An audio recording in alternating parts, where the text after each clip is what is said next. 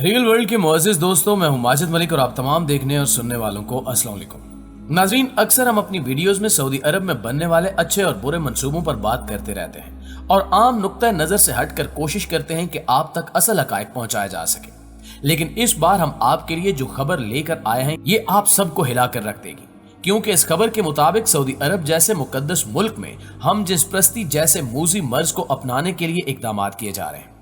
आज की वीडियो में हम जानेंगे कि इस खबर में कितनी सदाकत है और अगर ये खबर वाकई सच है तो इस कभी काम के पीछे कौन है। दोस्तों, कुरान पाक में अल्लाह ताला का इरशाद है, और लूत को हमने पैगंबर बनाकर भेजा।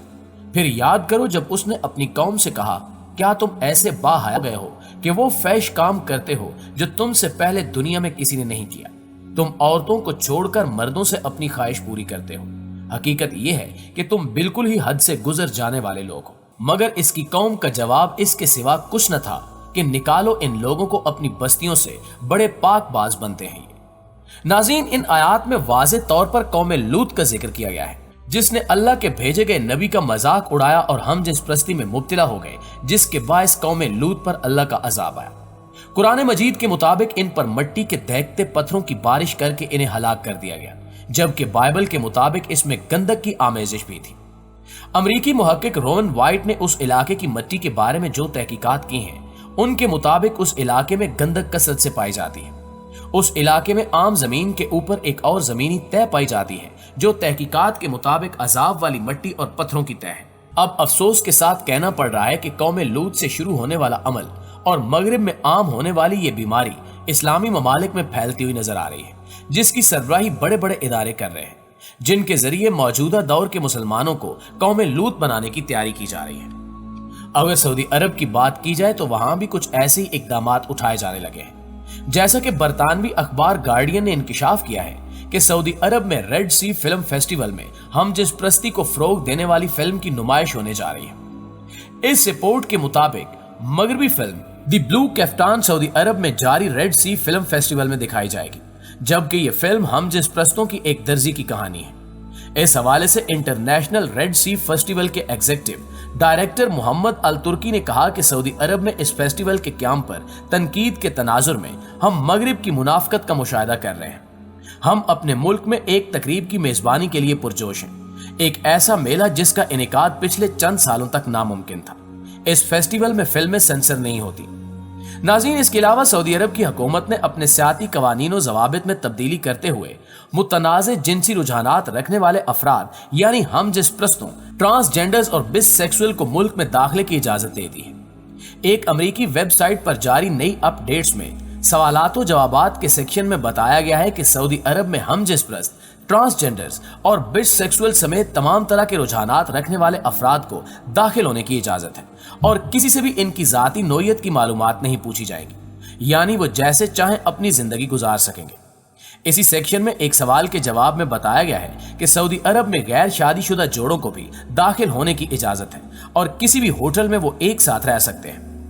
इसी सेक्शन के एक और सवाल के जवाब में वाज़े किया गया है कि सऊदी अरब में खवातीन अवामी मकामात पर स्विमिंग सूट यानी तैराकी के लिए पहने जाने वाला मुख्तसर लिबास नहीं पहन सकती और तमाम अफराद पर मकामी रिवायात और कवानीन का एहतराम लाजिम है और जो कोई इन कवानीन की खिलाफ वर्जी करेगा उसे सख्त सजा दी जाएगी। इसके अलावा एक और सवाल के जवाब में यह भी वाज़े किया गया कि सऊदी अरब में शराब की फरोख्त जुर्म है और शराब दस्तयाब नहीं है, ताहम इसके मुतबादिल के तौर पर मेहमानों को अच्छी मशरूबात से खातिर तवाज़ो की जाएगी।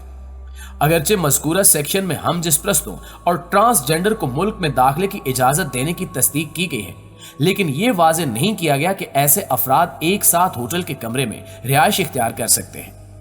याद रहे कि सऊदी अरब समेत मुतअद्दिद इस्लामी ममालिक में हम जिसप्रस्ती को हराम समझा जाता है और बेशतर उलमा की जानिब से ट्रांसजेंडर और बिसेक्सुअल अफराद को बुरी नजर से देखा जाता है। लेकिन मुत्तहिदा अरब अमारात समेत दीगर सियाती इस्लामी ममालिक में ऐसे मुतनाज़े जिनसी रुझानात रखने वाले अफराद को न सिर्फ दाखिले की इजाजत होती है बल्कि ऐसे अफराद को एक साथ रिहाइश इख्तियार करने की इजाजत भी हासिल होती है। दोस्तों, हम जिसप्रस्ती वो कभी फेल है जिसे मगरबी तहजीब ने करीब करीब गले लगा लिया है और इस मगरबी तहजीब ने हम जिसप्रस्ती जैसे खिलाफ फितरत फेल के हक में जबरदस्त प्रापोगेंडा किया और इसे जायज करार देने के लिए कानून साजी की। यहाँ तक कि इंसानी हकूक آزادی اور جدیدیت کے نام پر اس کے فروغ کے لیے مکروہ کوششیں بھی کی گئیں۔ کئی برسوں کے بعد آخرکار دنیا کے 113 ممالک نے ہم جنس پرستی کی حقیقت کو کلی طور پر تسلیم کرتے ہوئے اسے قانونی طور پر جائز قرار دے دیا، جبکہ 76 ممالک نے اس کو نامنظور کرتے ہوئے غیر قانونی قرار دیا ہے۔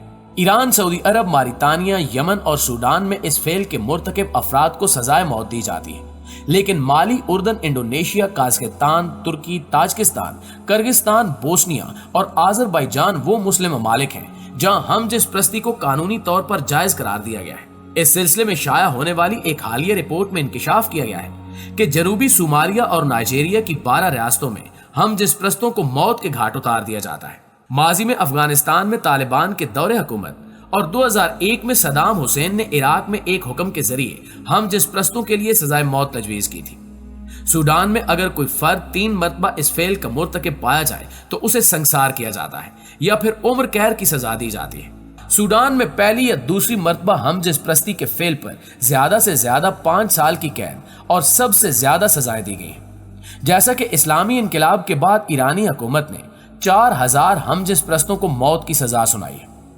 آپ کو بتاتے چلیں کہ اب تک 110 ممالک کی 700 تنظیمیں اس کی رکنیت حاصل کر چکی ہیں۔ تنظیم کی انتھک کوششوں کے بعد اسے اس وقت کامیابی حاصل ہوئی جب 18 دسمبر 2008 کو اقوام متحدہ کی جنرل اسمبلی نے 66 ممالک کے تعاون سے گے اور لیزبین افراد کے حقوق کو تسلیم کیا۔ 19ویں صدی کے آخر تک تمام مغرب میں ایسی آوازیں بلند ہونا شروع ہو گئی تھیں جن کا مقصد ہم جنس پرستوں کے حقوق کو تسلیم کرنا تھا، اور ان کے حقوق مثال کے طور پر شادی، اولاد کی تحویل کا حق، روزگار اور صحت سے متعلق تحریکوں کا آغاز ہو چکا تھا۔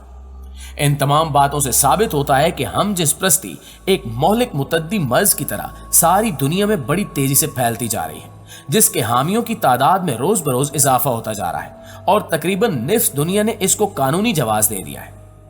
امریکہ، برطانیہ، Canada, France, Denmark, New Zealand, South Africa, Brazil, Belgium, Argentina, Norway, Portugal اور اسپین کے بشمول امریکہ اور یورپ کے کئی ممالک نے باضابطہ طور پر اس کو قانونی جواز فراہم کر دیا ہے۔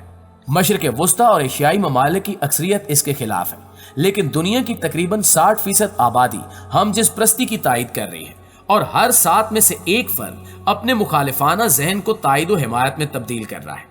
70% بالغ افراد اس کی حمایت میں ہیں۔ ہماری صفوں میں بھی بعض ایسے نام نہاد مسلمان ہیں جو ہم جنس پرستی کو اسلام میں جائز قرار دینے کی کوشش کر رہے ہیں، جبکہ ازروِ شریعت یہ کبھی فعل ناجائز، حرام اور گناہ کبیرہ ہے۔ جو کوئی اس کو حلال سمجھے گا، قرآن کے انکار کی بنا پر وہ اسلام سے خارج ہے، اور جو اس کو حرام سمجھتے ہوئے مرتکب ہوگا وہ شرعاً فاسق، فاجر، گناہ کبیرہ اور ناقابل معافی جرم کا مرتکب ہوا، اور ازروِ شریعت اپنی زندگی کے حق کو وہ کھو دیتا ہے۔ جی تو معزز دوستو، یہ تھی ہماری آج کی ویڈیو۔